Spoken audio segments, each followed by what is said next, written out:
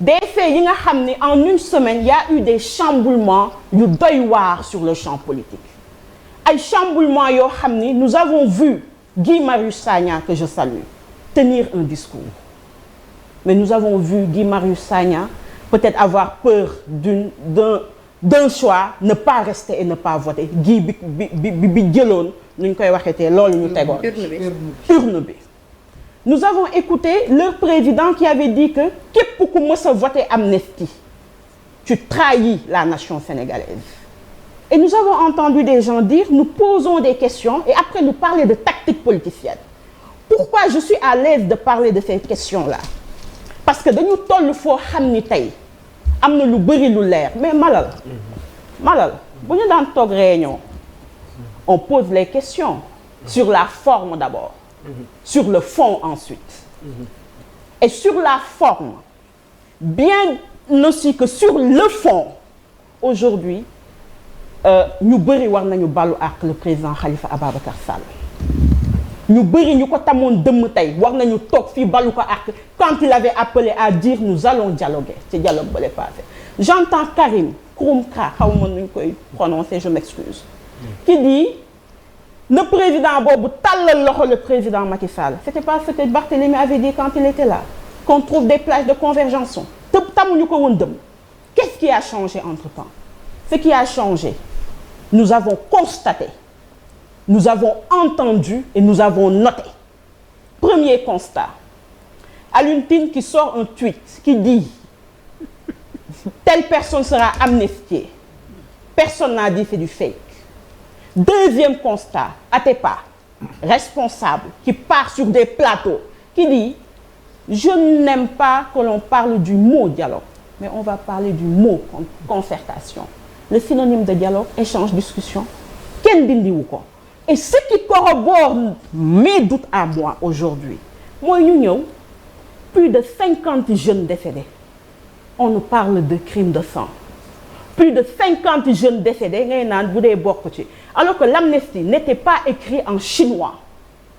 le projet de loi n'était pas écrit en chinois ni en anglais ni en hindou ni c'était d'un sujet verbe complément te képp kuy dem assemblée tu as des assistants parlementaires yuy ñëw pourquoi je fais ce cri de cœur là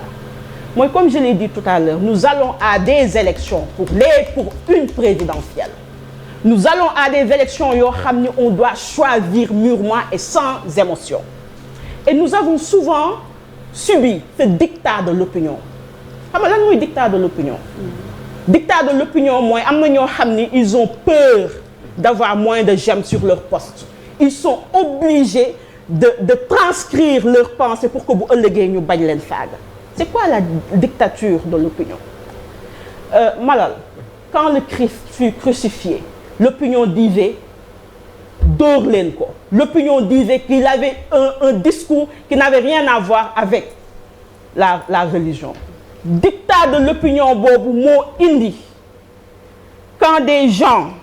à des moments donnés se sont battus quand Hitler était le président il y avait un dictat de l'opinion pourquoi je tiens à attirer l'attention sur ça c'est que tey je suis fière de dire que Khalifa Ababacar Sall est mon candidat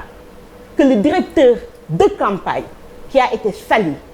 qui a été victime de bashing qui a été traité de tous les noms ba am na ñoo xam ni aujourd'hui il se réclame toujours de l'Udurjuda il n'a jamais dit on discute de la loi d'amnistie il a dit on rejette ça parce que Dieynaba pour conclure waratuñu nekk à un niveau où les jeunes sortent et meurent et je précise que ces jeunes qui sortent et qui se font tuer avant d'être des militants de parti c'est des Sénégalais et en tant que citoyenne et militante j'ai le droit de me poser des questions et de dire je ne veux pas d'injustice pour eux premièrement deuxièmement ma dégg ko justifier les questions ne ñun ñoo leen faj ñun ñoo leen yóbbu hôpital ñun ñoo leen def ñun ñoo leen mais ki nga faj yóbbu ko hôpital ki ko jur jox ko muy lekk ba mu màgg ba mu am ci ndogal est-ce que yaa ko ci ëpp ndogal te ñooñu avant ngeen di dem plénière ils ont dit pas de discussion non à une loi d'amnistie donc Dieynaba qu'est-ce qui a changé ce qui a changé moi j'appelle les Sénégalais et les Sénégalaises à faire face et à réfléchir je pense que le prophète bi muy wax ak sallallahu alayhi wa sallam les gens de la Mecque et de Médine il disait Iqra. Je parle aux gens de raison. Les gens de raison nag c'est des gens qui ont un mental fort et qui savent dissocier le vrai du faux. Je ne fais pas une campagne, mais je rétablis des vérités. Et j'ai l'occasion d'avoir et de le dire. Donc, Bouba, j'attends ton analyse sur ça. J'attends ta réponse sur ça. Parce que... Ah non, quelqu'un m'a interpellé. Non, laisse-moi terminer. Laisse-moi terminer. Laisse-moi terminer. Après, nous allons avancer pour garder continuer. Mais Bouba, il fallait donner la parole à la dame juste après pour la... Mais non.